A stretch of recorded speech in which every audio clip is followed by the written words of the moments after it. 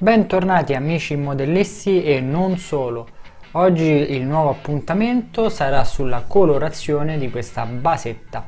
Nel link in descrizione vi riporto i passaggi che mi hanno portato fino a questo punto. In questo caso la andremo a colorare insieme. Prima di colorare la base ho voluto inserire un po' di vegetazione. In questo caso con questa erbetta di fermodellismo e della Vinavil ho creato dei piccoli, ma veramente piccoli, cespuglietti. Ho utilizzato ovviamente anche delle piccole pinze per aiutarmi a farle stare lì dove mi serve. Ora iniziamo con la colorazione. In questo caso con il Chocolate Brown della Vallejo ho ricoperto interamente la superficie.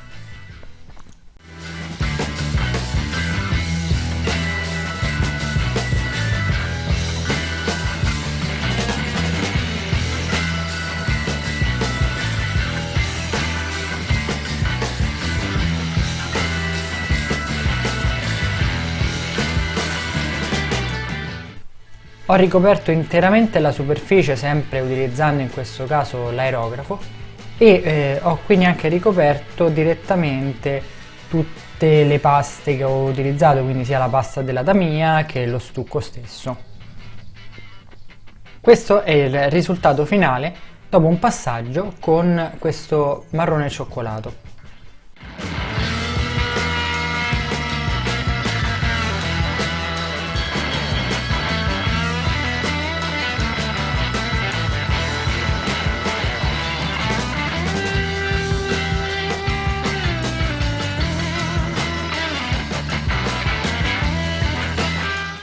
Ho poi iniziato a lavorare con luci e ombre.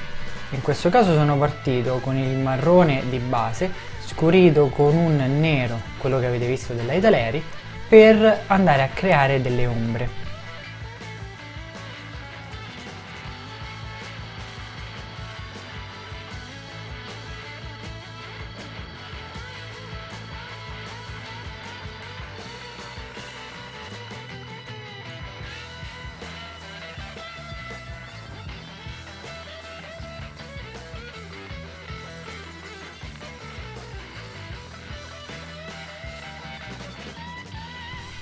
La basetta è veramente leggera, come avete potuto vedere, e in questo caso poi ho iniziato il vero e proprio colore che poi sarà quello definitivo.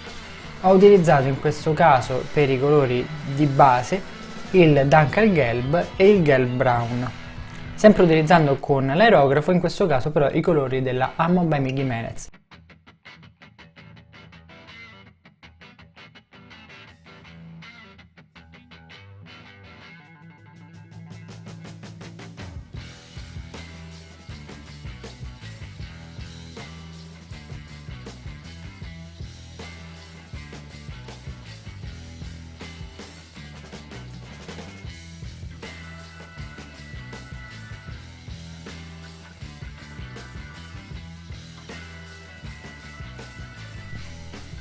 Anche in questo caso ho ovviamente realizzato prima il colore base e poi le vere e proprie luci.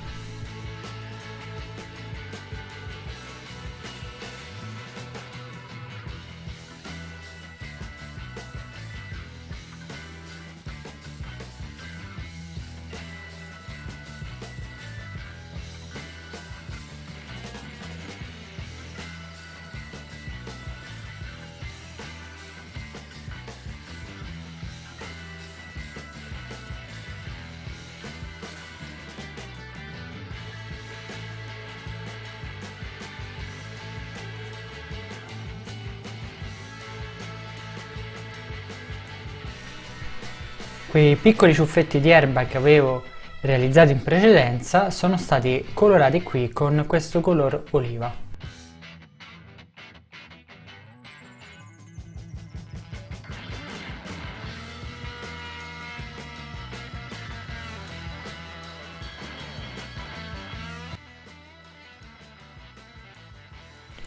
Infine, ora è arrivato il momento che più mi piace in questo video.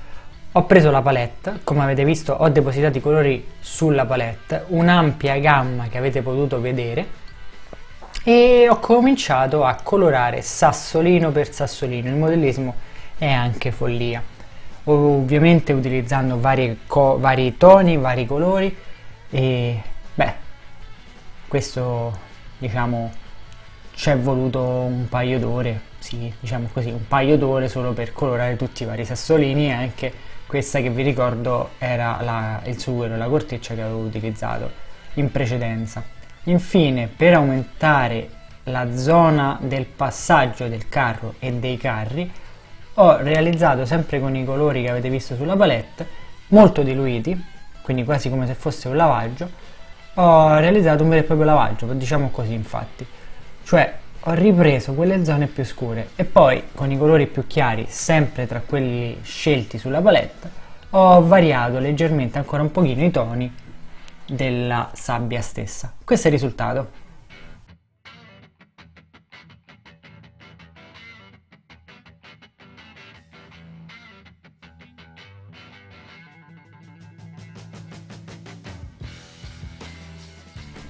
Come vedete, ecco la palette dopo averla utilizzata. Potete vedere dal primo colore all'ultimo che è stato utilizzato.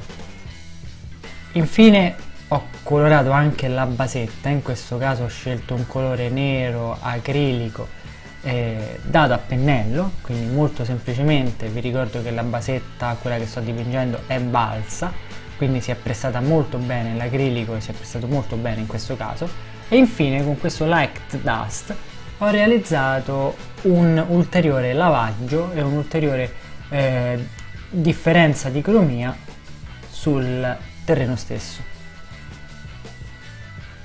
che poi sono gli stessi colori che ho utilizzato ovviamente sui cingoli del carro stesso. Quindi per ora questo video direi che è tutto. Nel prossimo video vedremo la realizzazione di dettagli, quali per esempio i bidoni, che ho fatto vedere all'inizio di questo video. Eccole qui come verrà appunto con il carro, e mancherà un piccolo particolare che vedremo poi al prossimo.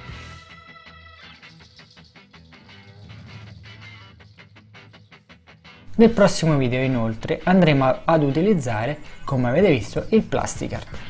Per ora non vi svelo nulla, buon modellismo a tutti e ci vediamo al prossimo video!